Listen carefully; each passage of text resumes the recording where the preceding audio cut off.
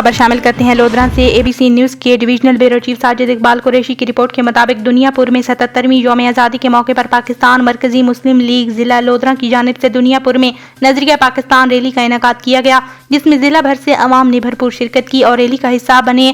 Rally Mailsi چوک دنیا پور سے شروع ہو کر کاظمی چوک پر اختتام پذیر ہوئی، جس میں جماعت اسلامی، جمعیت العلماء اسلام اور دیگر جماعتوں کے رہنماؤں نے عوام سے خطاب کیے۔ مقررین نے اپنی گفتگو میں کہا کہ پاکستان دو قومی نظریہ کے بنیاد پر بنا اور اسی پر قائم رہے گا۔ پاکستان کی بنیاد نظریہ پاکستان کلمہ طیبہ ہے، اس کے نفاذ کے لیے اپنا بھرپور کردار ادا کریں گے۔ آج کے دن ہر پارٹی کے رہنما اور کارکنان اپنے ذاتی اختلافات کو بھلا کر پاکستان کی بقا کے لیے جمع ہوں۔